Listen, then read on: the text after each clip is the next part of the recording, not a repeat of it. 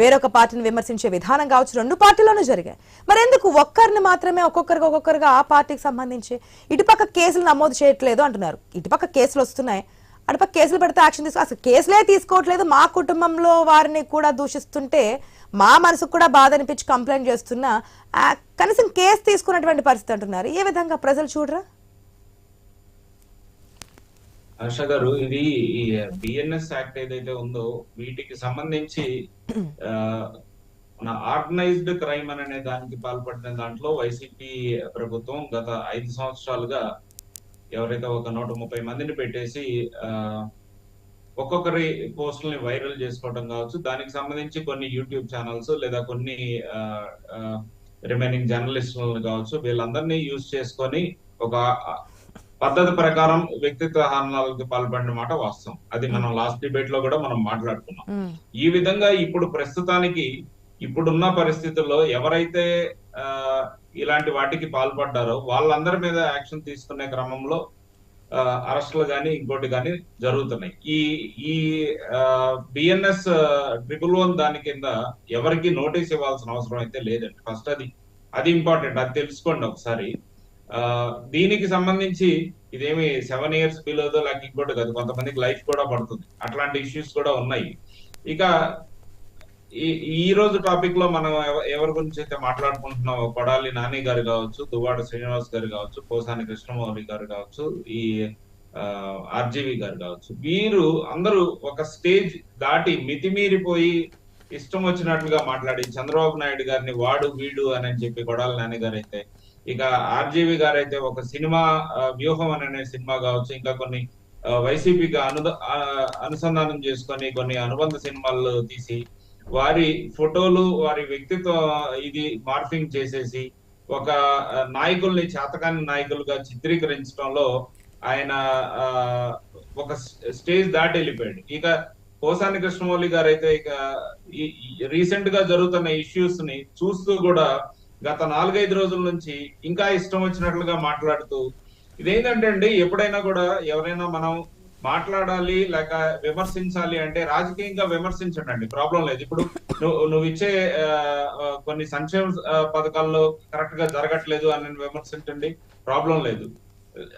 సంబంధం లేకుండా ఇంట్లో ఉన్న మహిళలు కావచ్చు, లేదు వాళ్ళ పర్సనల్ దీంట్లోకి వెళ్ళిపోయి అన్ని బయటికి తీసుకొచ్చుకొని లేక ఉన్నయి లేని కల్పించి ఇష్టం వచ్చినట్లుగా మాట్లాడటం లేదు అని అంటే, ఈయన మొన్న ఒక ప్రెస్ మీట్ పెట్టేసేసి నేను నార్కోటిక్ టెస్ట్ చేసేస్తాను. ఎవరయ్యా నువ్వు? అసలు నాకు అర్థం కాని విషయం.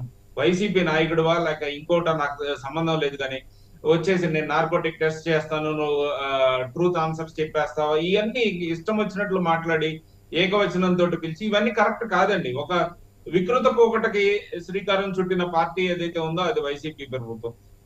ఇప్పుడు కనీసం దీన్ని మనం అరికట్టకపోతే సమాజానికి చాలా రాంగ్ మెసేజ్ ఇచ్చిన వాళ్ళం అవుతాం. అందుకనే యాక్షన్ కొంచెం స్ట్రిక్ట్ గా తీసుకోవాల్సిన పరిస్థితుల్లో, అది వాళ్ళ పార్టీనా మా పార్టీ అయినా అనేది సంబంధం లేకుండా, ఇందాక ఓపెనింగ్ రిమార్క్స్ లో మన మస్తాన్ రావు గారు చెప్పినట్లుగా ఈవెన్ రాజేష్ మహాసేన్ గారి మీద కూడా కేసు నమోదు చేయడం జరిగింది. అట్లా ఎవరైతే ఒక స్టేజ్ దాటి మాట్లాడుతున్నారో ఇలాంటివి కంట్రోల్ చేసి కనీసం నెక్స్ట్ రాబోయే 5 సంవత్సరాల్లో అన్నా సరే వీటన్నిటిని అరికట్టి ఒక ప్రాపర్ గా రాజకీయ విమర్శలకు మాత్రమే పరిమితం చేసేటట్లుగా ముందుకు వెళ్ళాలి అని అనేది కూటమి ఉద్దేశం. అంటే ఎవరిని కూడా ఇండివిజువల్ గా టార్గెట్ చేయటమో లేక ఇండివిజువల్ గా ఒకరి మీదనే ఇది చేసుకోవటమో కాదు. ముందు ఈ వికృత పోకట ఏదైతే ఉందో, ఇంట్లో మహిళలను కావచ్చు, లేదు అని అంటే వ్యక్తిత్వ హననాలకి పాల్పడి దీన్ని కంప్లీట్ గా అరికట్టాలి అనే దాని మీదనే దృష్టి పెడుతున్నాం కుటుంబ ప్రభుత్వంగా మేమైతే మాత్రం. రెండు పక్కల నుంచి యాక్షన్ ఎక్కడ ఉంది అనేది ప్రశ్న. ఒక సైడ్ నుంచి యాక్షన్ కనిపిస్తోంది, అది క్లియర్ కట్ గా మాకు కనిపిస్తుంది, ప్రజలకి కనిపిస్తుంది. రెండో పక్క కనిపించకపోతే మాత్రం అదే ప్రజలు చూస్తూ ఉంటారనేదే ప్రశ్న.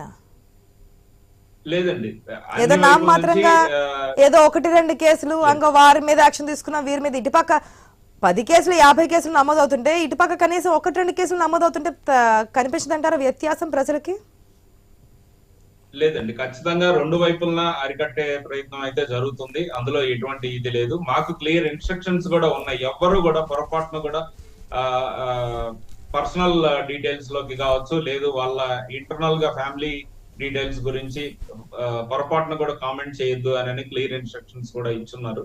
సో ఎవరు కూడా ఇక నుంచి అటువంటి పోకడలకైతే వెళ్లకుండా కంప్లీట్ చేంజ్ అనేది తీసుకొని రావాలి అనేది ముఖ్య ఉద్దేశం.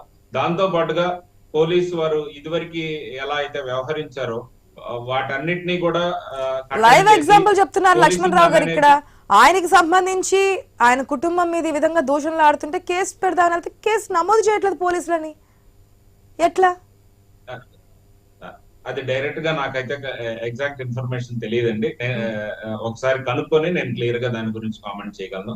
బట్ 100% ఎవరికైనా సరే అన్యాయం జరుగుతుంది అని అంటే తీసుకోవాల్సిన బాధ్యత అయితే పోలీసు వారి మీద ఉంది.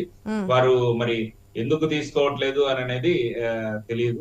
రిటర్న్ కంప్లైంట్స్ అవి ఇచ్చారా ఇవ్వలేదా? ఇప్పుడు ఆన్లైన్ లో అయినా సరే ఏదైనా గతంలో మీరు కూడా సేమ్ స్టేట్మెంట్ శరత్ చౌదరి గారు, మేము కంప్లైంట్ ఇవ్వడానికి వెళ్తే తిరిగి మా మీదే కేసులు పెట్టారని చెప్పి అనేక సందర్భాల్లో మాట్లాడినటువంటి పరిస్థితులు మనం చూసే ఉన్నాం కదా. సేమ్ ఇప్పుడు అధికారం కోల్పోయిన తర్వాత ఆ పార్టీ కూడా చెప్తుంది. ఇప్పుడు కూడా వారు అదే స్టాండ్ మీద ఉన్నారు. అధికారం ఎప్పుడు మీ చేతుల్లో ఉండదు.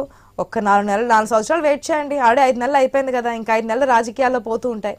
మిగిలిన 4 సంవత్సరాల్లో కక్షపూరిత రాజకీయాలు అనేది ఉండకూడదండి. ఏది కూడా ఇప్పుడు నేను ఒకటి చేశాను కాబట్టి నేను 10 చేసేస్తాను, నీకు ఎందుకు, నువ్వు నన్ను ఊరకి గిల్లేవు కాబట్టి నేను నిన్ను చంపేసేస్తాను, ఇట్లాంటివి వద్దు. ఇప్పుడు మీరు ఏదైనా సరే ఎందులో ఉండాలి అంటే, నేను ఒక ప్రాజెక్ట్ కట్టానంటే నేను ఇంకొక 10 ప్రాజెక్టులు కడతాను, నేను డెవలప్మెంట్ మీద ఉండాలి అంటారు. ఓకే, మీ లిస్ట్ లో ఉన్నటువంటి నెక్స్ట్ పేర్లు ఏమని చెప్తారా? అరెస్ట్ కి సిద్ధంగా ఉన్నటువంటి వైసీపీ నాయకులు, సెలబ్రిటీస్ ఎవరైనా నెక్స్ట్ లిస్ట్ లో వీళ్ళు ఉన్నారండి కేసులకి వెళ్ళడానికి అనేది?